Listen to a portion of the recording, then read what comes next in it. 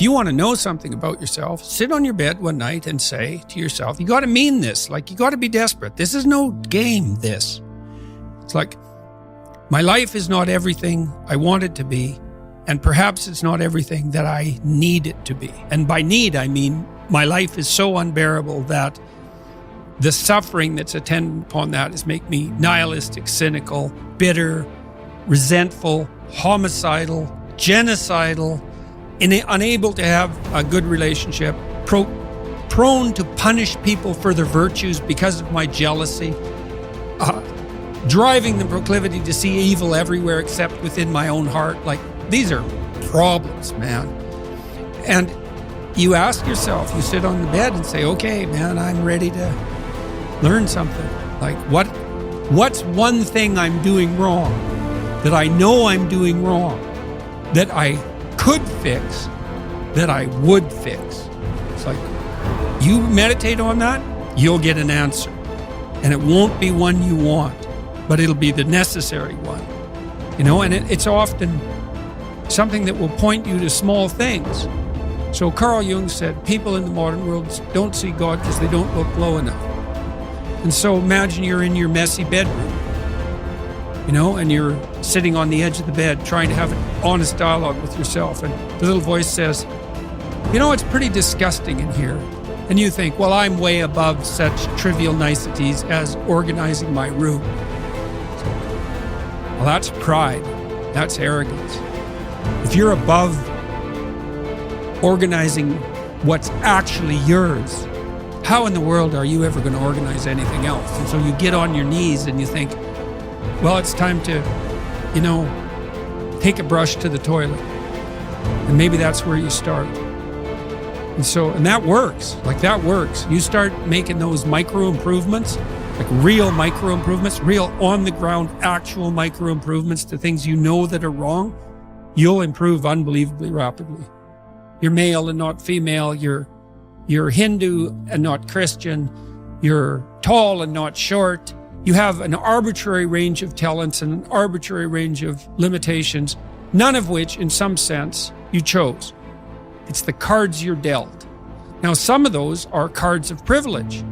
Maybe you're born intelligent. Maybe you're born symmetrical. Maybe you're born healthy. Maybe you're born into a culture where it's much easier not to be absolutely deprived. Maybe your parents are rich. And so all of that, in some sense, is unearned. Now, along with that comes a good dose of existential guilt. Because at the same time, and this is true for anyone, regardless of their cultural background, the ground we walk on is soaked in the blood of historical atrocity. And so that's on you.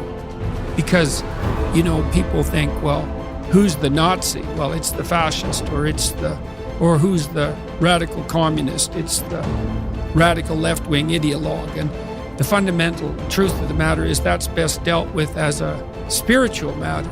Is the adversary is within, really, most profoundly. And so you have to take the responsibility for that historical atrocity onto yourself. I was talking to Guy Ritchie this week about his movie King Arthur. It's quite an interesting movie in many ways. And when Arthur, who could be the hero, takes the sword, he's so overcome by visions of his murderous uncle that he can't pick up the weapon. Well, think about that. Now, you have weapons at your disposal, but they've been used by your murderous uncle. Like, dare you wield them? And the answer is, maybe it's easy just to leave the sword on the ground because you do want to be responsible for atrocities going forward, and don't think you couldn't be, and don't think you might not enjoy it. And so, the way you pay for your privilege is with your virtue. I mean that most particularly. You have these opportunities and this existential guilt, and the way you expiate that and atone is by doing your best to live the best possible life you can manage, to speak the truth, to treat people with respect, to abide by the principles of the dignity of the individual, and to put your house in order. And that's how you pay for your unearned privilege. All of us. And we all have our privileges and our curses. All of us have that. That's why it's not useful to be envious of people. You know, you're a young man, you see someone drive by in a Ferrari with a blonde, and you think, my God, he's got everything. And, you know, the woman in the car is a prostitute who's got a cocaine addiction, and her life is just one catastrophe after another. And he's had to lie and cheat his way into this position, and he's afraid that everything's going to come crashing down on him, and that's what you're jealous of. And it's just not that profound. You don't want someone else's fate. Man, your fate's enough, and your adventure's enough. It's plenty. It's more than you can ever fully realize. And so that's also part of the reason that we all believe that the individual has some intrinsic dignity. It's don't be so sure that your position in your room is so damn trivial. It might be your attitude towards it that's trivial. And if you're in dire straits and dire circumstances, just look at how much opportunity you have to make things better.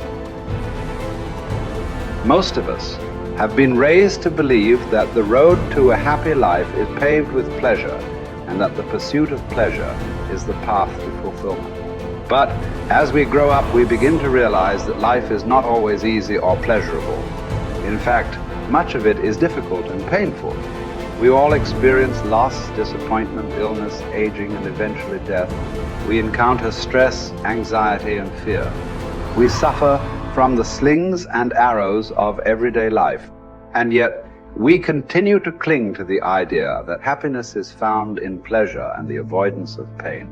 We try to avoid our painful experiences by numbing ourselves with drugs or alcohol, distracting ourselves with TV, or obsessing over our work or our relationships. But the more we try to avoid the basic reality that all human life involves pain, the more we are likely to struggle with that pain when it arises, thereby creating even more suffering. The truth is that happiness is not found in the avoidance of pain, but in the willingness to face and accept our pain. It is in the willingness to experience our painful thoughts and feelings, to acknowledge them without judgment, and to take action in line with our values and goals. It is in the willingness to be present in the moment, to connect with our senses and our environment, and to find joy and meaning in the simple things in life. One cannot experience meaning in life without discovering the meaning of suffering. The meaning of suffering. Unavoidable and inescapable suffering alone, of course, can be the deepest possible meaning. The art of being human is learning how to deal with those painful moments. These moments require an attitude of inner willingness to suffer, while remaining in touch spiritually with one's own extended dimension. When this inner struggle becomes calm, one can experience how the lower somatic and psychological dimensions influence the higher spiritual dimension, but do not produce or cause it. One can discover despair despite success and fulfillment despite failure. The pessimist resembles a man who observes with fear and sadness that his wall calendar, from which he daily tears a sheet, grows thinner with each passing day. On the other hand, the person who attacks the problems of life actively is like a man who removes each successive leaf from his calendar and files it neatly and carefully away with its predecessors after first having jotted down a few diary notes on the back. He can reflect with pride and joy on all the richness set down in these notes, on all the life he has already lived to the fullest. What will it matter to him if he notices that he is growing old? Has he any reason to envy the young people whom he sees, or wax nostalgic over his own lost youth? What reasons has he to envy a young person for the possibilities that a young person has, the future which is in store for him? No, thank you, he will think. Instead of possibilities, I have realities in my past. Not only the reality of work done and of love loved, but of sufferings bravely suffered. These sufferings are even the things of which I am most proud, although these are things which cannot inspire envy. Don't aim at success. The more you aim at it and make it a target, the more you are going to miss it. For success, like happiness, cannot be pursued. It must ensue, and it only does so as the unintended side effect of one's personal dedication to a cause greater than oneself, or as the byproduct of one's surrender to a person other than oneself. Happiness must happen, and the same holds for success. You have to let it happen by not caring about it. I want you to listen to what your conscience commands you to do and go on to carry it out to the best of your knowledge. Then you will live to see that in the long run. In the long run, I say, success will follow you precisely because you had forgotten to think about it. For the first time in my life, I saw the truth as it is set into song by so many poets, proclaimed as the final wisdom by so many thinkers. The truth, that love is the ultimate and highest goal to which man can aspire. Then I grasped the meaning of the greatest secret that human poetry and human thought and belief have to impart. The salvation of man is through love, and in love, love is the only way to grasp another human being in the innermost core of his personality. No one can become fully aware of the very essence of another human being unless he loves him. By his love, he is enabled to see the essential traits and features in the beloved person. And even more, he sees that which is potential in him, which is not yet actualized, but yet ought to be actualized. Furthermore, by his love, the loving person enables the beloved person to actualize these potentialities. By making him aware of what he can be and of what he should become, he makes these potentialities come true. It did not really matter what we expected from life, but rather what life expected from us. We needed to stop asking about the meaning of life, and instead think of ourselves as those who were being questioned by life. Daily and hourly, our answer must consist not in talk and meditation, but in right action and in right conduct. Life ultimately means taking the responsibility to find the right answer to its problems and to fulfill the tasks which it constantly sets for each individual. Ultimately, man should not ask what the meaning of his life is, but rather must recognize that it is he who is asked.